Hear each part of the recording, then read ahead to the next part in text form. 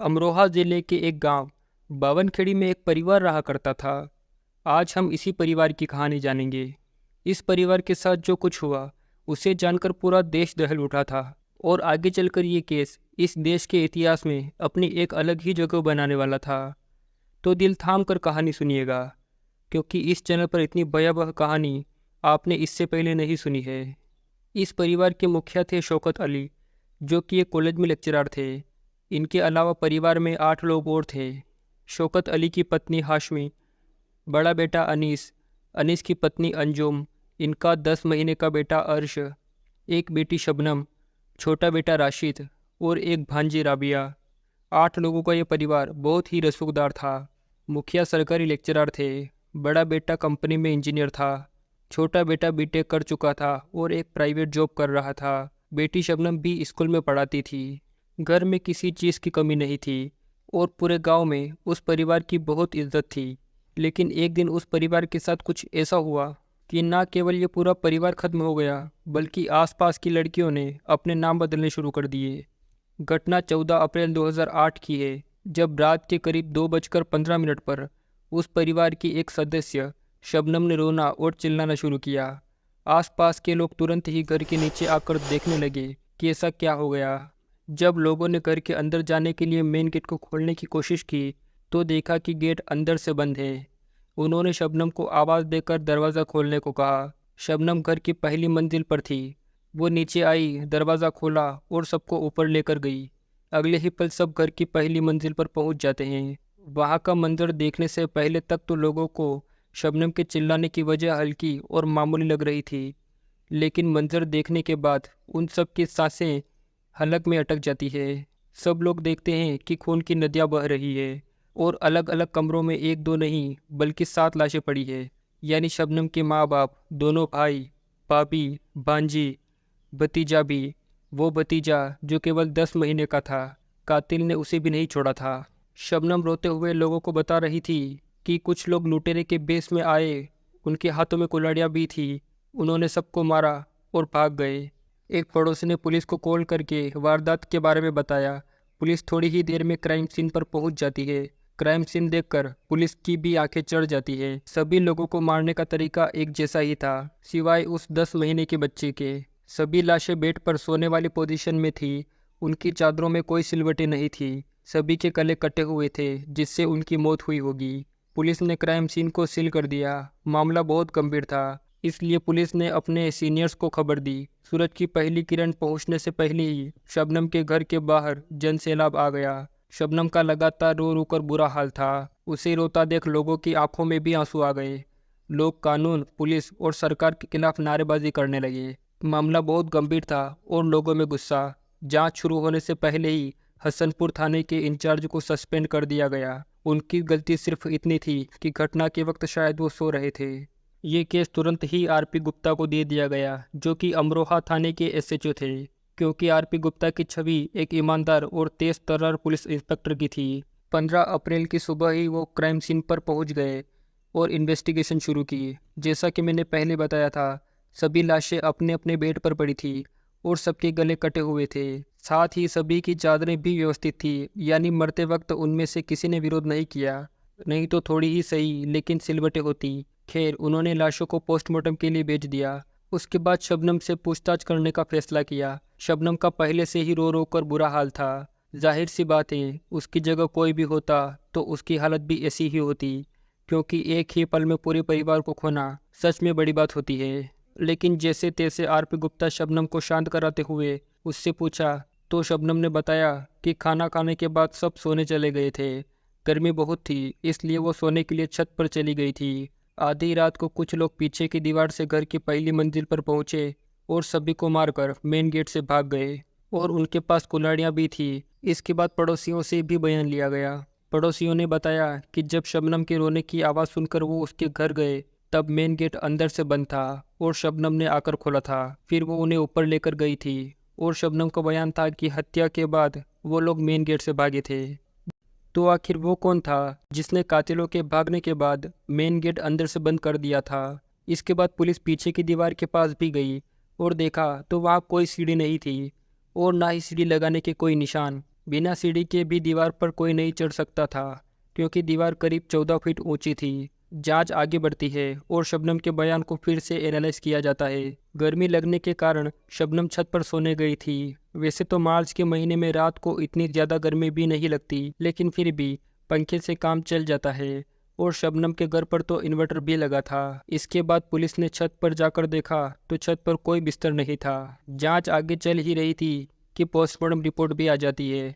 Postmortem report से साफ हो जाता है कि मरते वक्त किसी ने भी खुद को बचाने की कोशिश नहीं की, क्योंकि शरीर पर किसी तरह की चोट का कोई निशान नहीं था, सिवाय गर्दन पर गहरे कट के। रिपोर्ट में एक और बात सामने आई। यदि छोटे बच्चे को छोड़ दिया जाए तो सभी के पेट में सूजन थी, जो कि आमतौर पर किसी जहरीली या नशीली चीज के खाने से होती है, लेकिन बच्चे की मौत गला दबाने से हुई थी। रिपोर्ट से आरपी गुप्ता को समझ आ जाता है कि आखिर लाशों पर पड़ी चादरें इतनी व्यवस्थित कैसे थी, क्योंकि मरते वक्त किसी ने विरोध नहीं किया था।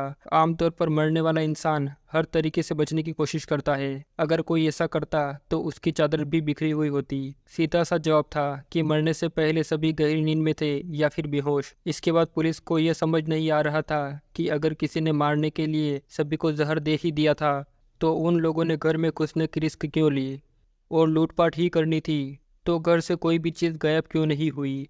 और सबसे बड़ा सवाल, शबनम पर जहर का असर क्यों नहीं हुआ। पुलिस ने फिर से घर की तलाशी ली।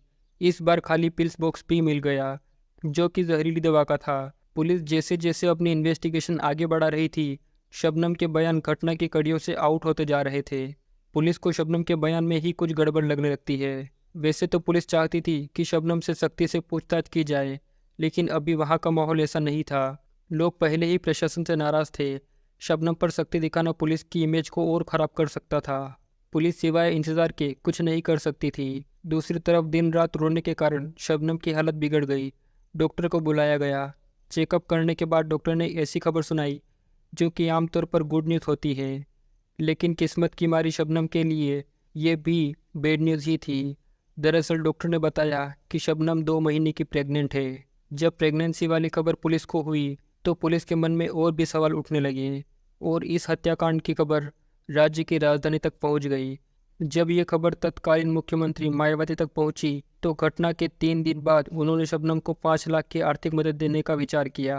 इसके बाद खुद मायावती शबनम के घर पहुंची और शबनम को दिलासा देते हुए कहा कि इस केस को जल्द से जल्द क्रैक कर लिया जाएगा और कातिलों को सजा दी जाएगी। लेकिन जब आरपी गुप्ता ने मुआवजे की खबर सुनी तो उन्होंने मायावती के पीए से बात करके कहा कि अभी मुख्यमंत्री को मुआवजे का ऐलान नहीं करना चाहिए, हम जल्दी ही इस केस को क्रैक कर लेंगे। इसके बाद फैसला किया गया कि जब ये केस सुलझ जाएगा तब शबनम को मुआवजा दे दिया जाएगा। इसके अगले दिन यानी 18 अप्रैल को पुलिस को एक एसेट से पता चलता है कि उसी गांव में एक आदमी सलीम है। यदि उससे पूछताछ की जाए तो ये केस सुलझ सकता है। अगले दिन पुलिस ने पूरे गांव में तलाश कर ली, लेकिन सलीम नहीं मिला। कुछ लोगों से पूछताछ के बाद सलीम को पास की ही एक गांव गजरुला से उठा लिया गया और थाने में लाकर उससे पूछताछ शुरू की, लेकिन वो केवल इधर उधर की बातें ही कर रहा था। फिर आरपी गुप्ता ने सख्ती दिखाई तो उसके पास सच बताने के सिवा कोई रास्ता नहीं था। इसके बाद शबनम को भी उठा लिया गया और उसने भी शुरू में तो पुलिस को घुमाया, लेकिन उसे नहीं पता था कि पुलिस बहुत पहले ही इस केस की सारी कड़ियाँ जोड़ चुकी है और सलीम के बयान से कन्फर्मेशन भी पुलिस कर चुकी है। इसके बाद सलीम और शबनम को आमने सामने बिठाया गया। सलीम के लाल गाल देखकर शबनम समझ चुकी थी कि पुलिस को सब पता चल गया है, अब गुनाह कबूल करने में ही भलाई है। इसके बाद शबनम ने पूरी कहानी सुनाई। घटना के करीब 1 साल पहले शबनम की मुलाकात सलीम से हुई थी। वो शबनम के घर के पास ही एक कारपेंटर की दुकान पर काम करता था। शबनम की आते जाते उस पर नज़र पड़ती। एक दिन उन दोनों में बातचीत शुरू होती है और धीरे धीरे दोस्ती और फिर प्यार भी हो जाता है। ये दोनों शादी करने का भी फैसला कर लेते हैं। इसके बाद शबनम अपने घर वालों से बात करती है, लेकिन घर वाले इस रिश्ते के लिए तैयार नहीं होते, और होते भी कैसे। शबनम बहुत पढ़ी लिखी थी, उसने डबल एमए किया था, साथ ही वो एक अच्छी नौकरी भी कर रही थी। शबनम का पूरा परिवार अच्छा खासा पढ़ा लिखा था। ऐसे में वो एक 8वीं फेल लड़के से शबनम की शादी कैसे करवा सकते थे। घर वालों ने शादी के लिए मना कर दिया और सलीम से मिलने से भी। कुछ दिनों बाद शबनम को पता चलता है कि वो प्रेग्नेंट है। अब उसे हर हाल में सलीम से शादी करनी थी, और वो भी जल्द से जल्द। इसके बाद शबनम ने सोचा कि ये लोग तो शादी करने नहीं देंगे, इससे अच्छा है कि इन्हें ही रास्ते से हटा दिया जाए। जिससे कि शादी भी हो जाएगी और सारी प्रॉपर्टी भी मिल जाएगी। ये बात उसने सलीम को बताई। इनके प्लान के हिसाब से सबको पहले बेहोश करना था ताकि कोई चिल्ला ना सके और ना ही विरोध कर सके। बेहोशी की दवाई का इंतज़ाम सलीम को करना था, इसलिए वो करीब 30 किलोमीटर दूर पाकवाड़ा जाकर नींद की गोलियां ले आता है, क्योंकि गांव से दवाई लेने पर उस पर शक हो जाता और हत्याकांड में नाम आ जाता। 30 किलोमीटर दूर जाकर दवाई लाने से ही शायद वो 2 दिन बाद पकड़ा गया, वरना पोस्टमार्टम की रिपोर्ट आते ही पकड़ा जाता। खैर, उसने वो दवाई शबनम को दे दी। शबनम ने सबके लिए प्यार से खाना बनाया। शबनम के भाइयों को उसी दिन अपने काम पर लौटना था, इसलिए वो घर से निकल चुके थे, लेकिन शबनम उन्हें वापस बुला लेती है। बहन के जिद करने पर दोनों भाई वापस आ जाते हैं। सभी लोग खाना खाते हैं और फिर सबको चाय पिलाई जाती है, जो कि शबनम ने ही बनाई थी, और दवाई भी चाय में ही मिलाई गई थी। चाय पीते ही सबको नींद आने लगती है। थोड़ी ही देर में सब सोने के लिए अपने अपने कमरे में चले जाते हैं। डोज ज़्यादा होने की वजह से कुछ बेहोश थे तो कुछ गहरी नींद में। इसके बाद शबनम ने सलीम को कॉल करके बुलाया। सलीम शबनम के घर पर एक कुल्हाड़ी लेकर आता है। इसके बाद उन्होंने एक एक करके सबके गले काट कर सबको मौत की घाट उतार दिया। आखिर में 10 महीने का बच्चा बचा था, जिसका उन्होंने गला दबाया जब तक कि उसने रोना और हाथ पैर हिलाना बंद नहीं कर दिए। इसके बाद वो दोनों नहाए और शबनम ने सलीम को घर से बाहर निकालकर दरवाज़ा बंद कर लिया। सलीम ने बाहर आकर उस कुल्हाड़ी को एक तालाब में फेंका और अपने घर चला गया। जब शबनम वापस ऊपर आई तो 10 महीने का बच्चा अर्श रो रहा था, क्योंकि गला दबाने से वो केवल बेहोश हुआ था। शबनम ने सलीम को कॉल करके फिर से आने को कहा, लेकिन सलीम ने आने से मना कर दिया और बोला कि तुम्हें जो करना है करो, मैं अब नहीं आ सकता। इसके बाद शबनम ने ही उस बच्चे का गला दबाया और उसे भी मौत के घाट उतार दिया। सभी लोग मर चुके थे। अब प्लान के मुताबिक शबनम घर की पहली मंजिल की बालकनी में आकर रोने और चिल्लाने लगी। इसके बाद की कहानी तो आपको पता ही है। इनके कबूलनामे के बाद इन्हें 19 अप्रैल 2008 को गिरफ्तार कर लिया गया और वो कुल्हाड़ी भी रिकवर कर ली, जिसका इस्तेमाल इन्होंने मर्डर वेपन के रूप में किया था। साथ ही शबनम और सलीम का फ़ोन, खून से सने कपड़े भी सबूत के तौर पर इकट्ठा किए। शबनम के पास 2 सिम थे। दूसरे सिम का इस्तेमाल वो केवल सलीम से बात करने के लिए ही करती थी। दूसरी सिम की कॉल डिटेल भी निकलवाई गई। कॉल डिटेल से खुलासा हुआ कि घटना वाली रात को इन दोनों ने एक दूसरे को 7:30 बजे से 2:09 के बीच 52 बार कॉल किया था, लेकिन 7:30 से लेके 2:09 के बीच 31 मिनट का एक गैप था जब इन्होंने कोई बात नहीं की थी, जो कि 1:09 से 1:40 पर था। यकीनन इसी बीच इस वारदात को अंजाम दिया गया था। सारे सबूत और बयान इकट्ठा करके पुलिस इन दोनों को अदालत में पेश करती है। ये मामला कोर्ट में चल रहा था और शबनम जेल में बंद थी। घटना के करीब 8 महीने बाद यानी दिसंबर 2008 में शबनम ने एक बच्चे को जन्म दिया, और कानून के हिसाब से जब कोई बच्चा जेल में जन्म लेता है तो 6 साल का हो जाने तक उसे अपनी माँ के साथ ही रहना होता है, क्योंकि माँ को रिहा नहीं किया जा सकता। खैर, सारे सबूत और बयान को देखते हुए जिला अदालत ने दोनों को दिसंबर 2010 में फांसी की सज़ा सुना दी। निचली अदालत के इस फैसले को शबनम और सलीम ने इलाहाबाद हाई कोर्ट में चैलेंज किया। इलाहाबाद हाई कोर्ट ने अप्रैल 2013 में निचली कोर्ट को सही ठहराते हुए फांसी की सज़ा को बरकरार रखा। इसके बाद वो दोनों सुप्रीम कोर्ट पहुंचे। वहां भी उनकी सज़ा को बरकरार रखा गया। जिस बच्चे को शबनम ने जेल में जन्म दिया था, साल 2015 में वो 6 साल का हो गया था। कानून के हिसाब से अब उसे जेल में नहीं रखा जा सकता था, इसलिए उसको गोद लेने के लिए अखबार में एड चलाया गया। एड देखकर उस्मान सैफी साहब सामने आए, जिन्होंने कई मशक्कत के बाद आखिरकार इस बच्चे को गोद ले ही लिया। दरअसल सैफी साहब और शबनम एक ही कॉलेज में पढ़ते थे। वो शबनम से 2 साल जूनियर थे। शबनम ने एक बार उनके कॉलेज की फीस भरी थी, जिससे उनकी पढ़ाई छूटते छूटते बची थी। वो शबनम को बड़ी बहन की तरह मानते थे। शबनम भी उस्मान सैफी साहब को अपना बच्चा देने के लिए तैयार हो गई और फॉर्मेलिटी के बाद वो शबनम के बच्चों को अपने साथ ले गए। जब सब तरफ से निराशा ही हाथ लगी तो शबनम और सलीम दया याचिका लेकर राष्ट्रपति के पास पहुंचे, लेकिन राष्ट्रपति ने भी इसे खारिज कर दिया। खैर, 2021 में जेल की तरफ से शबनम और सलीम का डेथ वारंट जारी करने को कहा गया, तो शबनम ने दूसरी दया याचिका लगा दी, जिससे इनकी सजा फिर पेंडिंग है। फांसी की सजा होगी या नहीं ये तो कोई नहीं जानता, लेकिन शबनम को अगर फांसी होती है तो शायद ये आज़ाद भारत की पहली महिला होगी जिसे फांसी की सजा मिली हो। लेकिन अभी भी इनके पास और भी कई रास्ते हैं जिससे ये अपनी सजा की तारीख को आगे बढ़ा सकें। अपने ही परिवार के 7 लोगों को मारने के बाद भी शबनम को न तो प्यार मिला और ना ही प्रॉपर्टी। एक चीज जरूर मिली, वो है जेल की सलाखें। बावनखेड़ी और आसपास के गांव में शबनम नाम का ऐसा खौफ हुआ